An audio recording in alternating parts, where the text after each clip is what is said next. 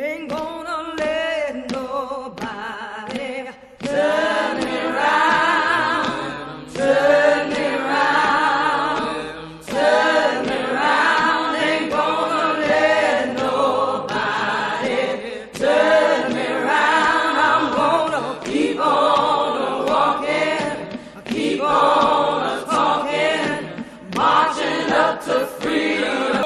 What Black history means to me.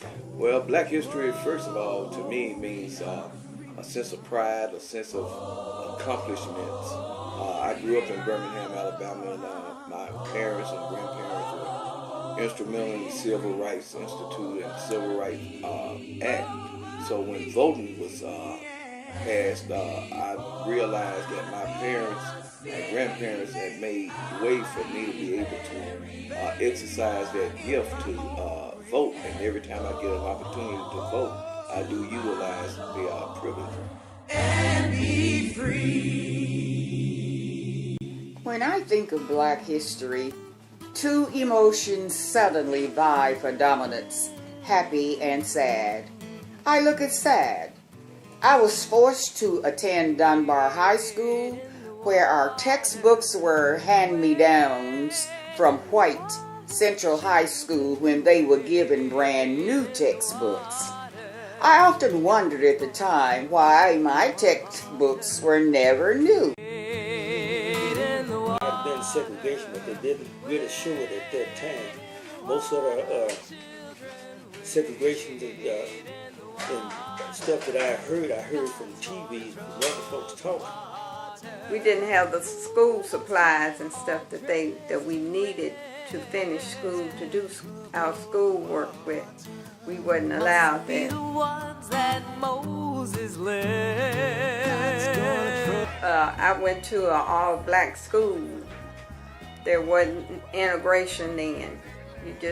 We went to an all-black school, and I got the books. The white view was passed down to us, so that kept us a year behind. We was always a year behind in our classes because they had the best books and we got the used books that they had. My teachers were forced to accept lower salaries than their white counterparts, and some were fired because they had the audacity to want equal pay. To me, it means a sense of pride, a sense of accomplishments. I grew up in Birmingham, Alabama, and my parents and grandparents were instrumental in the Civil Rights Institute and the Civil Rights Act. So when voting was passed, I realized that my parents and grandparents had made way for me to be able to exercise that gift to vote. The Voting Rights Act, things of that nature that happened in the 60s, I can remember things like that. The situation ended up in court for settlement. The black teachers finally won their case. I remember the days of segregation, back in the white bathrooms and the black bathrooms. When in high school, I had a part-time job at Gus Blass department store as stock girl. I was fired from this job because I was caught coming out of a restroom on the 4th floor, designated for whites. The white water fountain and the black water fountain.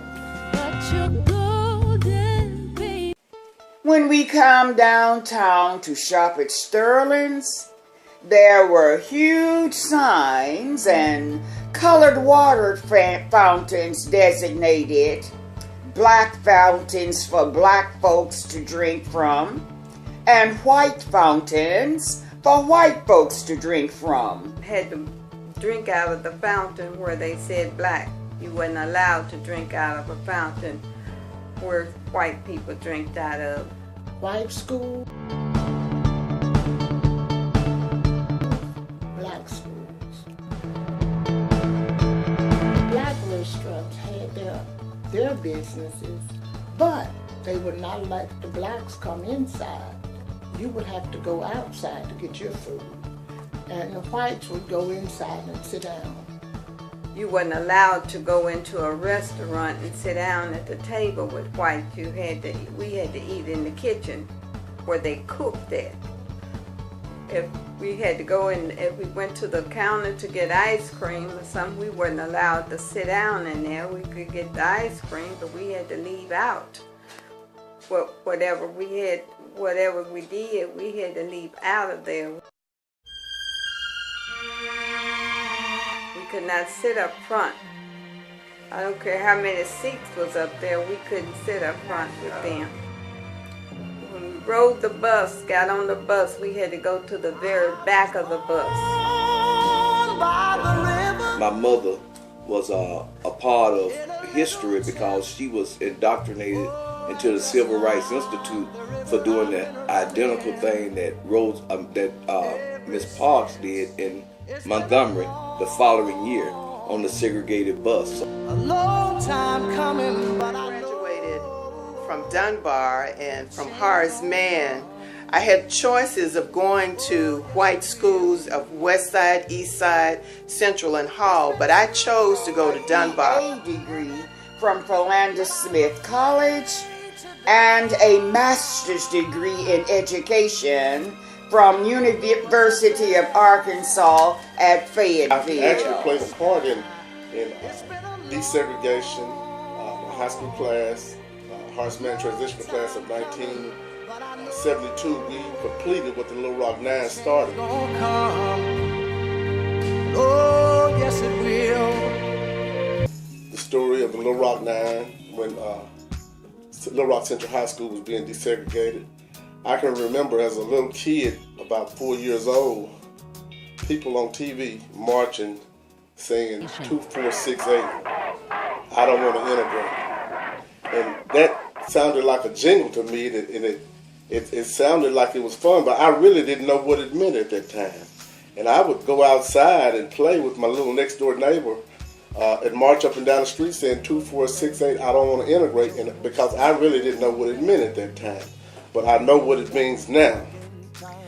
All the teachers at Dunbar and Mann, they all loved each and every one of the students that were there, and failure was not an option. You would learn, and they poured everything that they knew into us, and they looked at us as their great hope, because some of them were just maybe 1 or 2 generations away from slavery. So we literally were their children, and they taught us as if we were their children, and they were our second moms away from when we were not at home. I never heard my aunt, my grandmother's sister, break a verb. This was also inspiring to me. The Little Rock Nine started the desegregation of Little Rock Central High School, the schools in Little Rock, the Little Rock School District. And my class completed that desegregation when they closed Horace Mann in 1971, and they dispersed the whole school to other white schools. I taught in Little Rock Public Schools for 28 years until retirement. I taught 3rd grade the whole time. I enjoyed every moment because I always wanted to be a teacher. To do the will of the Lord in order to get anything done. And we need to go back to that. Oh, freedom. We as black people have a story to tell. Mothers and fathers come up. We were praying back then. This was new to me. I feel different about everybody else. I kind of grew up on a farm where a lot of the people that was around me was white. Now, it might have been segregation, but they didn't really show it at that time. I grew up in the sharecropping time, where my family sharecropped. My great-grandfather and my great-grandmother, who raised me up, they sharecropped. And when the money ran out, it did not last all year. So when the money ran out, then we didn't have the food and stuff that we needed to eat and stuff. My grandfather would have to go to the boss man and ask for more money. Out of town on the farm, and when we got to school, that's how I learned most of the stuff about segregation and things that was going on. And Kennedy was killed and all of that. I just heard it once I get to school. I heard it on TV. I can remember the assassination of John F. Kennedy. I remember when he got assassinated. I was in the 2nd grade, and I was in my classroom when they made the announcement, and the teacher broke down crying. And I can also remember the assassination of Martin Luther King. I was on my way to a Harlem Globetrotter basketball game, en route to the game when they announced that he had died from a gunshot.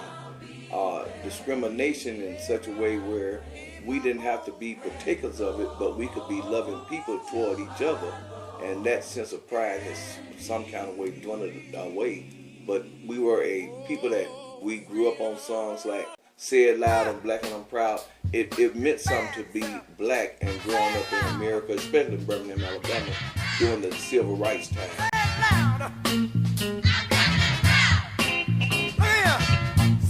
Black history is just a wonderful thing that I think everyone should be aware Black of. history means to me, it's the celebration of our ancestors and how far we've come from when we were taken from slave ships to how we are today, and how far we can go as far as advancement and intelligence and all things that are of color.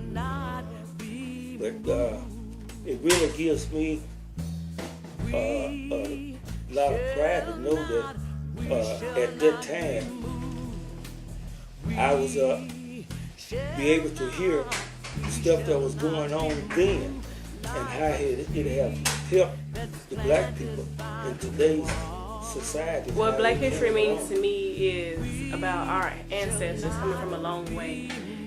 I've learned a lot over the years about why it's important for me to admire who I am as a woman and who I am as an African American woman. Black history means to me that not only that we are an intelligent race, that we shouldn't be put down or see anything that is negative against us and take this to heed, because we've come from a great legacy. It's up to us to realize that we are powerful within ourselves, that we have our integrity, we have authority, and we also have loyalty, passion, drive, everything, ambition. We just need to find it within ourselves. That's what Black history means to me. So we've missed out on a lot of things. And that brings us up to today, where we are able to go into grocery stores, able to drink out of the same fountain that Caucasians drink out of. We're able to go to school together and learn together. We're able to get jobs, better jobs than we once have, than we did back then. Because back then all we did was pick cotton and chop cotton. And that's all we did. It is with stupendous happiness and joy to me that I endeavor to encourage and lift up my people that look like me. Teach them the very best you can. Oh yeah. The world won't get no better if we just let it be. Oh no. The world won't get no better. We gotta change again, just you and me.